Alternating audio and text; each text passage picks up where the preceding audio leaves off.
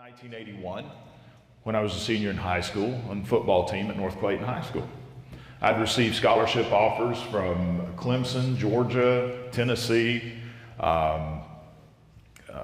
What's that little school in Tuscaloosa has an A? Yeah, Alabama or something like that. I don't know.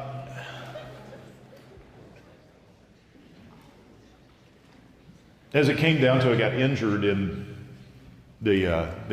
one of the last football games of the year, and so those big name colleges quit looking at me at that point. Yeah, I wasn't a blue chip player, but I was good enough to make the team. But with an injury, we may not want to go that direction, but I still had some, like the University of Maryland, was very interested in me playing. And here's the way you think when you're a teenager.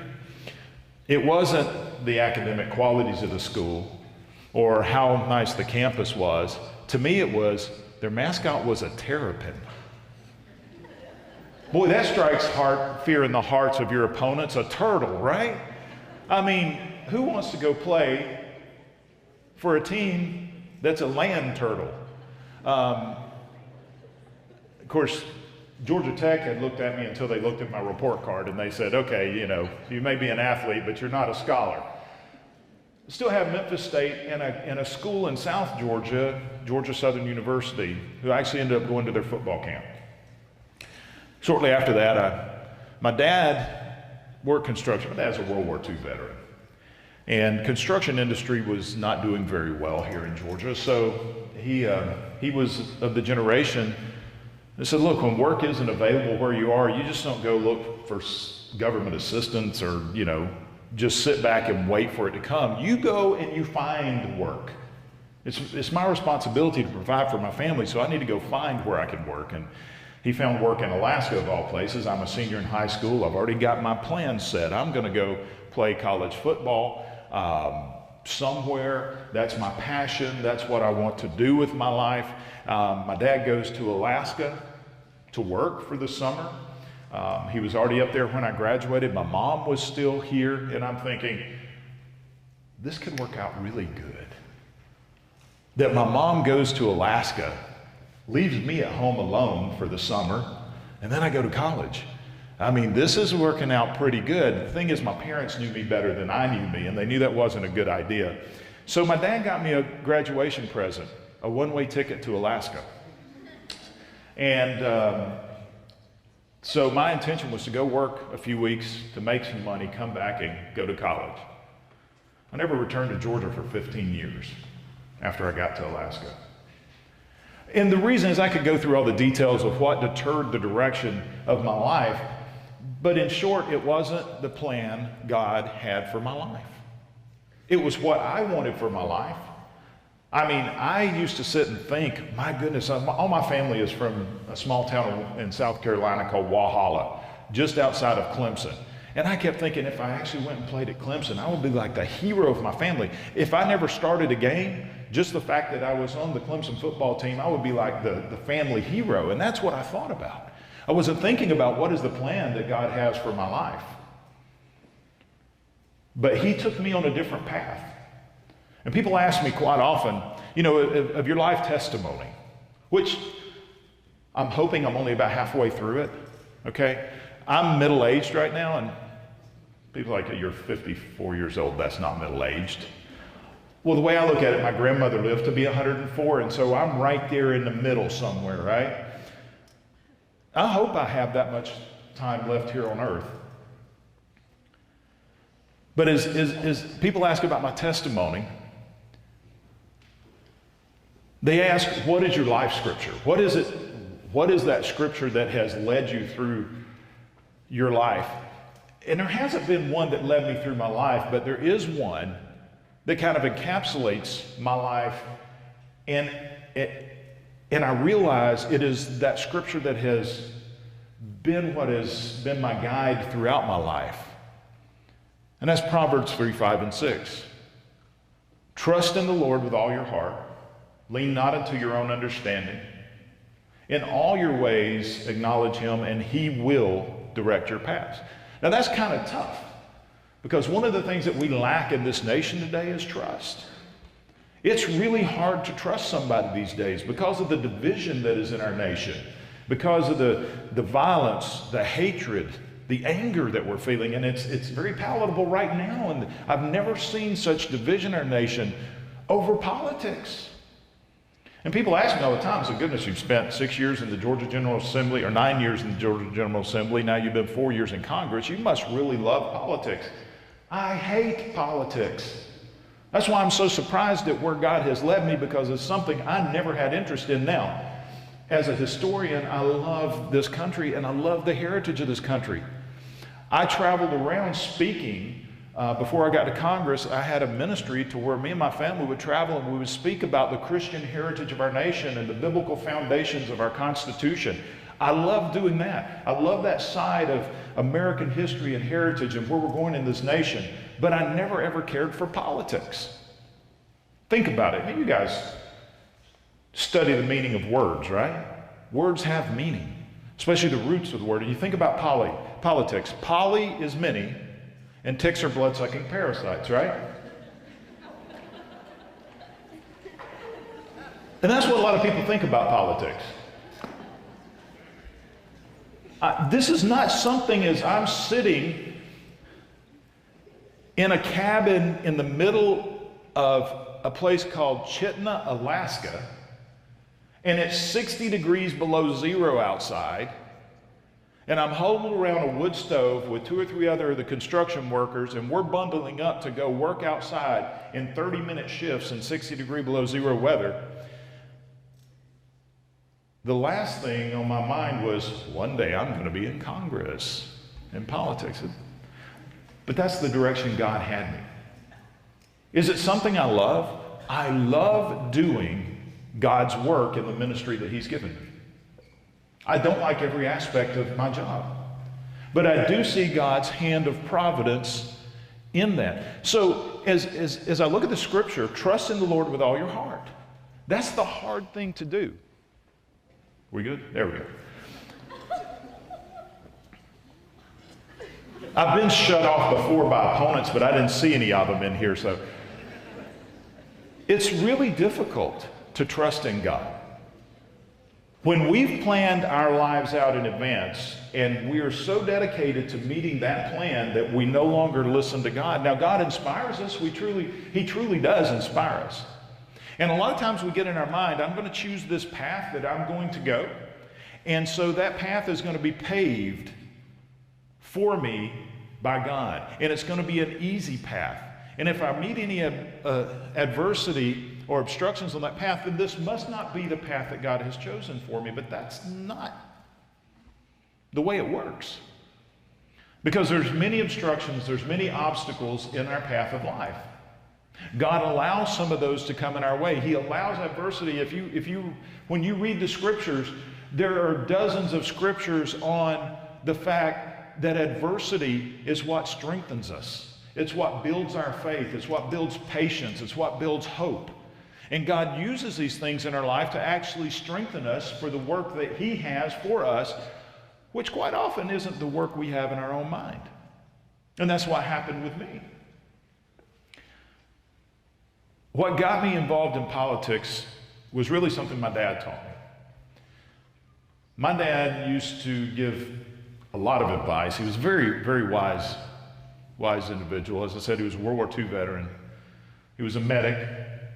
He was at D-Day, the Battle of the Bulge. Saw the worst of humanity. I mean, when you're carrying people off the battlefield who many are dying, wounded terribly, that's the vision you bring back. He didn't talk a whole lot about his experiences, but he talked about the war a lot. But he used to tell me, he said, son, if there's something in life you don't like, and there's plenty in life we don't like, right? He said, if there's something in life you don't like, you've got 2 choices. You can do something to change the situation, or just accept the status quo and go on with your life. But complaining will never, ever solve anything. So I'm watching the political scene, I'm watching what's going on in the state of Georgia, and I did not like the direction the state was going. I felt we were going away from the principles of our founding fathers. We were separating ourselves from the biblical foundations.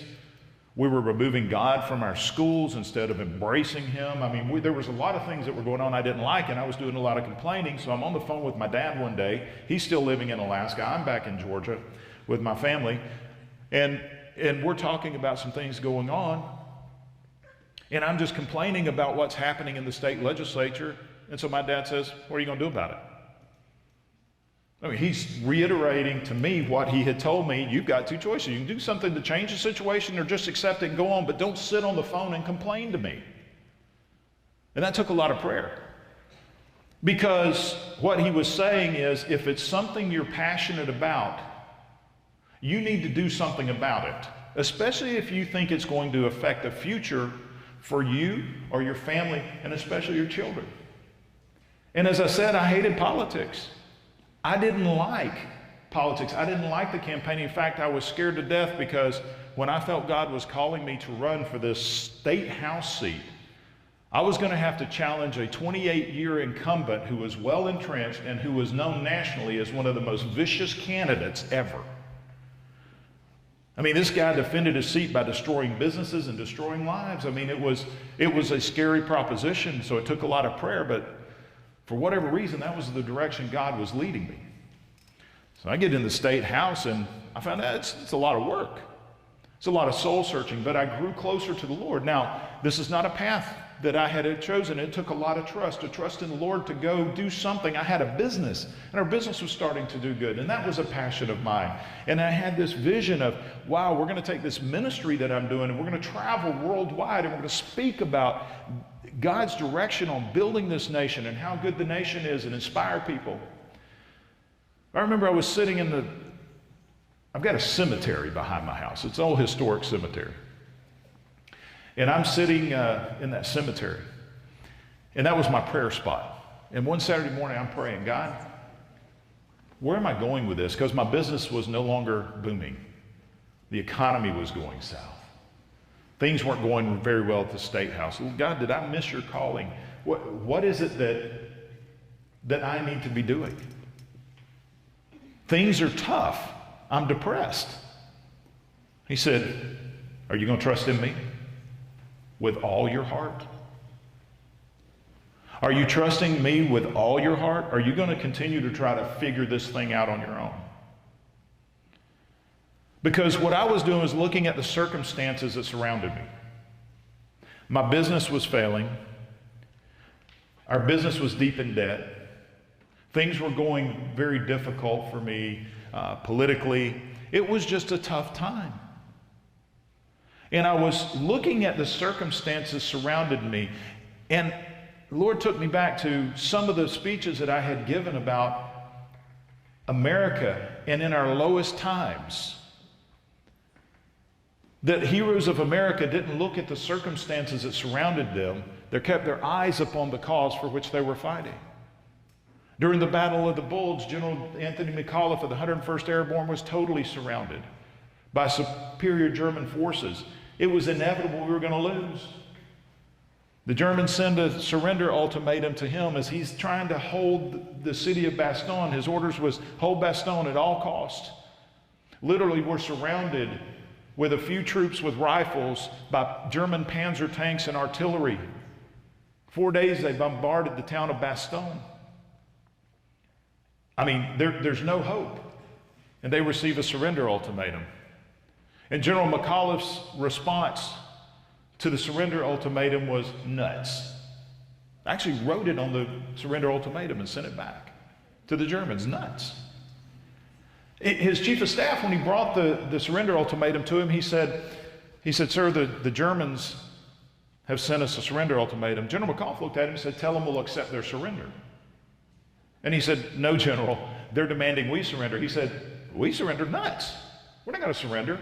Now, at first they thought he was joking, but then they realized, wait, he's serious. How would he respond in that way, knowing that there's no hope? Because his orders were hold Bastogne at all costs, so surrender wasn't even part of his vocabulary. He kept his eyes upon the cause for which he was fighting, not the circumstances surrounding him. George Washington at Valley Forge, it was all lost. But George Washington kept his eyes upon the cause for which he was fighting, not the circumstances surrounding us. And I began to realize in my life, that's Proverbs 3, 5, and 6. Trust in the Lord with all your heart and lean not unto your own understanding. Don't let the circumstances of the day actually don't let the circumstances of the day actually dictate what you should be doing for God. Trust in God with all your heart. And I thought I had that grasped. And so here I am in Congress, and I'm working hard. There's frustration, but we're doing some things. It's a totally different lifestyle than what I'm used to. I'm actually living part-time in Washington, D.C., coming home on the weekends, get to come home for a week or so at a time, missing my family. God, is this really what I'm supposed to be doing? But I feel fulfilled in my heart. And so I'm like, okay, God, well, you've paved this path for me. Things are going pretty well. I'm actually getting to live part of my dream, which was athletics. I'm playing on the congressional baseball team. I'm a starting member. I'm the designated hitter. I get to play in a National League baseball field. I mean, we're playing in the Washington Nationals Park. My face is up on the Jumbotron, and there's music playing when I'm walking up to the plate. I mean, this is pretty cool stuff, right? Even though we only play one game a year, it's still pretty cool to be on a National League baseball field. Wearing the uniform of the Atlanta Braves gave me a uniform to wear for them. And this particular year, first year I played, I wore a Kennesaw State University uniform. Those things are bright yellow and black. So last year, we're having our last practice. I get to the field 6 o'clock in the morning. We're having a really good practice. And I had decided, since I was wearing a Braves uniform that year, I would wear my Kennesaw State uniform to the last practice. It's a bright yellow uniform, got my name on the back. I'm a pretty good sized guy. I was about 50 pounds heavier than I am now, so I was really a good sized guy. Standing near home plate when all of a sudden I hear something, a crack. I'm like, that was a gunshot. Now I hear gunshots at home all the time. We're in Northwest Georgia, right? I always play this game. I have a lot of guns, I do a lot of shooting. What kind of gun was that? I'm always trying to figure it out when I'm at home working in the backyard. So I'm doing that now. I thought, wait a second, I'm in Alexandria, Virginia, a suburb of Washington, D.C. Why am I hearing a gunshot here? It came from down the third baseline. I turned and I looked to where the Capitol Police detail was that was there for Steve Scalise, our whip. And I thought, well, if I see what they're doing, they'll tell me whether I need to be concerned or not. And I see them getting out of their SUV with their hands on their hips, and they're looking this way. As soon as I turned to look back the other way, our third baseman, Trent Kelly from Mississippi, hollers, "He's got a gun. Run." So instinctively, I start running up the first baseline. I hear another shot, another shot, another shot, and I'm thinking, is this guy shooting at us? And then as I'm running up the first baseline, I see 2 bullets hit the ground on my left side. Then 2 bullets hit the ground on my right side. I see guys diving into the dugout. And from my military training, I immediately thought that's a bad place to be, because if this guy gets on the field, that's a site of a massacre. My training is get concealment, find where the aggressor is. If you have a way of fighting back, fight back. If not, find a route to escape. I had no way of fighting back. So I took a further path to go off the field. As I'm running off the field, more bullets hit around me, and I realized this guy's shooting at me. I don't know why God had me wear a bright yellow jersey, but I drew the fire away from guys getting into the dugout, we found out later. 4 people were shot by the gunman that day, and according to the FBI, he shot more bullets at me than he did anyone else because of the position I ended up. So I go out the field, get behind a shed. I want to find where the shooter is and then plan my escape route. But as soon as I got around the corner of this shed and I looked back toward behind the backstop, behind home plate, I saw one of my colleagues turn and lay down, and he was covered in blood from head to foot. He was coming out the gate behind me, and a bullet went in his back and came out his chest. And he's laying there, and my training kicked in again. It's like I realized he's not going to live. It's what you call a sucking chest wound. And he's bleeding to death. I was also taught you never leave someone behind. So my ideas of escaping the ball field went away from me, and I immediately ran up to him. But I realized later my blood pressure probably never went up. I was never excited other than adrenaline rushing. I was never scared. I never panicked. It was because I kept my eye up on my cause, not the circumstances around me. God delivered me through that. We counted no less than 20 miracles on the ball field that day. 20 miracles. Angels on the field with us that we just didn't see until we go back and we look at the evidence of things unseen, right? Scripture tells us that's faith. We see the evidence of angels that we didn't physically see because we're trusting God with our heart, not leaning on to our own understanding and doing what He's calling us to do. The most traumatic event in my life, a life-changing event that God delivered me from. It wasn't what I signed up to do in politics, but you know, it is part of the path that God took me on. He's there with us. He will be there with us. 3 months later, of course, doing tons of news interviews and everything. Every time I get on the news, I talk about God's hands of providence on the ball field that day. God was able to use that as a tool of ministry. It was very traumatic. I had flashbacks for months. Reliving this event over and over again. It's kind of impactful when you get 22 bullets fired at you when somebody's trying to kill you. But I thought, God, thank you for delivering me. I've learned my lesson. We're good enough to go forward. I'm more dedicated now. I'll keep my eye on your mission. You got through to me. Let's go forward. 3 months later, I'm driving back to Washington, D.C. on Interstate I-40 with my wife. It's just after midnight. We're going to spend the night at a hotel in Knoxville to get an early start the next morning. I'm in the right-hand lane of I-40 driving 60 miles an hour, speed limit 65. But we're looking for an exit when all of a sudden the car lurches forward, turns sideways, goes airborne, and starts flipping down the interstate. Ends up on its side. Somebody either texting while they were driving, not paying attention, ran in the back. I was doing 90 miles an hour and sent our car airborne. Fortunately, it was a rental car, so I didn't. Nissan Road, let me tell you, Nissan roads can take a beating, and I can tell you how many airbags are in that car. Everyone deployed. My wife and I were injured. She fractured her sternum. I had some back and neck injuries, but I realized that we're sitting on the side of the interstate after being pulled out of the vehicle, waiting on the ambulance. God's hand of providence was on us because there wasn't a drop of blood. We should not have survived that accident. And my wife looked at me, she said, God does have a purpose in our life. I don't know what it is. I said, I agree with you. He protected us. So God, I got it. I got it. It's clear in my mind. You were protected me. Don't need any more. I'm good. 2 weeks later, because we've been kind of homebound with our injuries, we get a little stir crazy. We just want to get out of the house.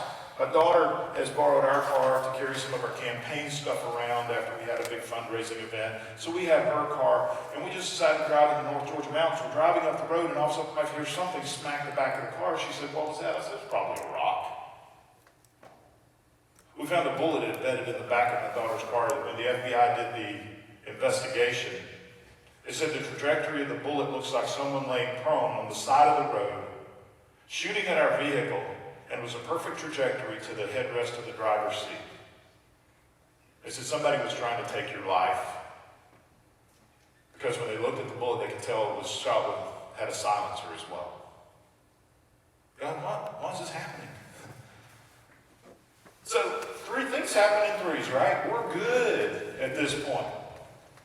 Then in January, we get on a train, and we're taking a train to a Republican retreat. And I'm literally on the phone texting with my daughter, when all of a sudden, we hear this smack. My wife looks out the window and sees a truck literally flying through the air with people flying out of it. We get slammed and thrown all over the train. We hit a garbage truck crossing the road. Okay, now people refuse to travel with me, right? I mean, it's like, if you're going to be on that flight, we'll take another one.